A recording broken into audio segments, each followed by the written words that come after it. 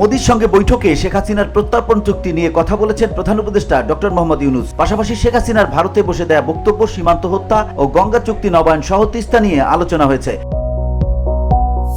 শফিকুল আলম বলেন, বাংলাদেশ ও ভারত দুই দেশের সরকার প্রধানের মধ্যে অনুষ্ঠিত বৈঠকটি অত্যন্ত গঠনমূলক ও ফলপ্রসূ হয়েছে। আমাদের সঙ্গে পারস্পরিক স্বার্থ সংশ্লিষ্ট সব ইস্যুতে আলোচনা হয়েছে। প্রেস সচিব বলেন, শেখ হাসিনার প্রত্যর্পণ এবং ভারতে বসে তিনি যে উস্কানিমূলক বক্তব্য দিচ্ছেন, এইসব বিষয় বৈঠকে তুলে ধরা হয়েছে। এছাড়া সীমান্তে হত্যা, তিস্তা নদীর পানি বন্টন সহ পারস্পরিক স্বার্থ সংশ্লিষ্ট বিভিন্ন বিষয়ে ফলপ্রসূ আলোচনা হয়েছে।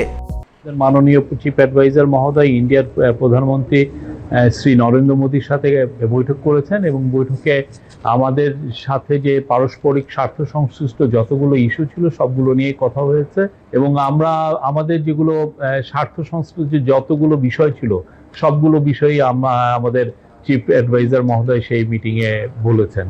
যেমন শেখ হাসিনা প্রত্যর্পণ বিষয়ে কথা হয়েছে, শেখ হাসিনা যে ওইখানে বসে অনেক ধরনের ইনসেন্ডিয়ারি কমেন্ট করছেন সেগুলো বিষয়ে কথা হচ্ছে।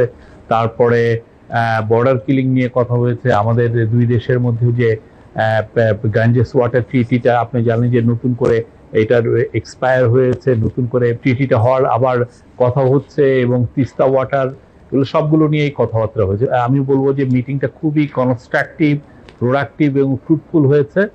এর আগে থাইল্যান্ডের ব্যাংককে বিমস্টেক সম্মেলনের ফাঁকে শুক্রবার স্থানীয় সময় 12টায় অন্তর্বর্তী সরকারের প্রধান উপদেষ্টা ডক্টর ইউনূস ও ভারতের প্রধানমন্ত্রী নরেন্দ্র মোদীর দ্বিপক্ষীয় বৈঠক হয়। অন্তর্বর্তীকালীন সরকারের দায়িত্ব গ্রহণের পর প্রথমবারের মতো ডক্টর ইউনূসের সঙ্গে নরেন্দ্র মোদীর বৈঠক এটি।